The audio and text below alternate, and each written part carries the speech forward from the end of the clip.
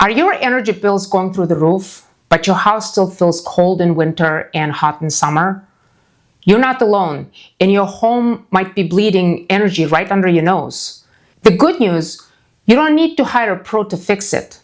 In the next few minutes, I will show you how to find the hidden energy wasters in your home and how to fix them without spending a fortune. Hi there, I'm Salta, your sustainable living guide, helping you create a more eco-friendly home without breaking the bank. With energy prices constantly rising, there has never been a better time to become your own energy detective. Today's DIY energy audit is not just about saving money, though you will definitely do that. It's about making your home more comfortable, increasing its value, and reducing its carbon footprint all at once. Before we dive into the audit, let us quickly understand where your energy typically goes.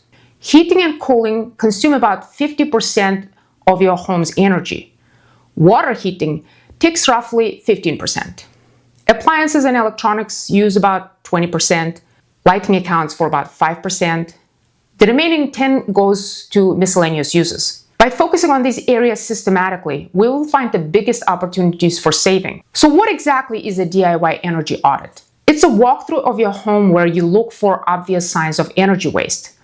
Drafts, outdated appliances, poor insulation, and more. You don't need fancy tools, just a sharp eye, your hands, and maybe a candle or incense stick to detect air leaks. Start with doors and windows, the usual suspects. On a windy day, light a stick of incense and slowly move it around the edges. If the smoke dances or blows sideways, you've got a leak. Use weather stripping or caulk to seal it. You will be amazed how much more comfortable your space feels. Next is attic and wall insulation. If you can safely check your attic, peek at the insulation level. In most climates, it should be about 10 to 14 inches. Feel your walls too. If they're cold in winter or hot in summer, you may be under-insulated. Finally, examine your exterior walls. Look for cracks in the foundation, gaps around the pipes or vents, and areas where different materials meet. These are common culprits for energy loss. Are you still using incandescent bulbs? Each one you replace with an LED can save you up to $75 over its lifetime. Each LED bulb uses up to 90% less energy and lasts way longer. Check for areas where natural light could be better utilized, reducing the need for artificial lighting during daylight hours. Look for phantom loads, devices that use energy even when they're turned off. And common culprits include TVs, chargers, and gaming consoles. Consider using power strips to completely shut them down.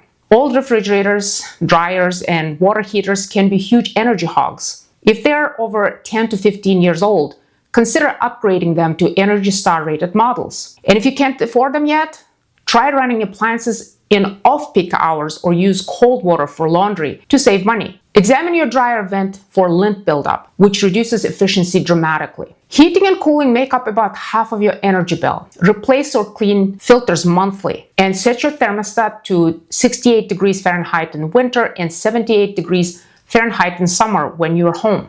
For every degree you adjust your thermostat, lower in the winter and higher in summer, you can save about 1 to 3% on your energy bill. Also, using ceiling fans to circulate air so your system doesn't work overtime is a very smart idea. Water heating is another hidden cost. Lower your water heater temperature to 120 degrees Fahrenheit. Wrap your water heater with an insulating blanket if it is warm to the touch. And fix your leaky faucets. Even small drips can waste hundreds of gallons per year. If you want to go a step further, try using a smart energy monitor. Some plug into your panel, others work with outlets. They show exactly how much power each device uses. Now that you've collected all this information, let's create an action plan. You don't have to do everything at once.